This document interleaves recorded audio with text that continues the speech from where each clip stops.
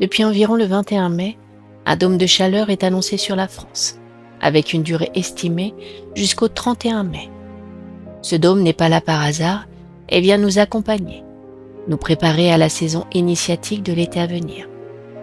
Cette première initiation, en lien avec la montée de chaleur, correspond à une intensification des émanations solaires qui monteront crescendo dans les prochains mois d'été. Seulement, face à l'intensité à venir, pour ne pas griller notre système nerveux sur place, nous sommes ainsi délicatement, doucement accoutumés pendant cette fin de mois de mai, influencés par l'énergie mariale.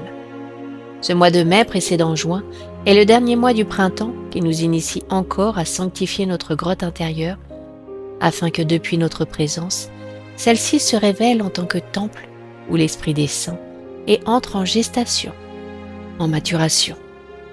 Celui qui n'a pas su accueillir, s'harmoniser à la saison du printemps en son cœur, se retrouvera pris, dispersé, dissocié dans les feux extérieurs. L'été se présentera comme une saison où tous ceux qui n'ont pas établi la demeure véritable de Dieu à l'intérieur se retrouveront éprouvés par le soleil, à l'image de celui qui s'expose en surface et se retrouve brûlé par les coups de soleil, et qui sera ainsi amené à peler pour faire peau neuve. Cette dernière semaine de mai, de la Pentecôte jusqu'au 31, avec la célébration de l'Annonciation à la Vierge, couplée avec la fête des mères, est marquée par une amplification de l'influence mariale, de la Mère divine. L'initiation se présente ainsi. À l'extérieur, intensification des émanations solaires qui se manifestent notamment par un dôme de chaleur en France. Face à cette influence, le manteau de la Mère divine vient nous entourer, nous encercler, comme deux grands bras qui doucement nous ramènent au centre, dans le foyer, au cœur de l'être. L'énergie mariale vient nous guider à intégrer ce mouvement intérieur de retournement afin d'intégrer les émanations solaires, non pas en surface, mais depuis les profondeurs de l'être, afin de capter, d'intégrer ces émanations en tant qu'énergie mise à notre disposition pour nous réguler, nous informer, nous ensemencer. Le soleil est l'image, l'analogie de Dieu qui nous est donnée afin de pouvoir à notre échelle l'appréhender. L'été nous initie à l'union, la fusion avec le principe divin à travers nos différents corps, notamment au niveau du corps physique qui agit tel un panneau solaire. L'été porte l'exigence de la mise à nu afin de dissoudre tout ce qui était encore fixé dans l'inconscient. Mais cette mise à nu est initialement intérieure, d'où le mois de mai marial qui nous conduit à cette descente dans la grotte, dans le féminin de l'être.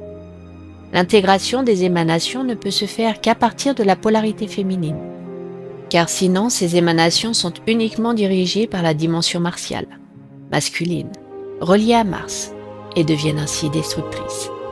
C'est pour cette raison, et j'insiste, que le printemps commence avec le mois de mars, où le mouvement auquel nous sommes initiés est de manifester cet élan, cette montée de sève depuis l'intériorité du cercle, qui est l'analogie du féminin de l'être.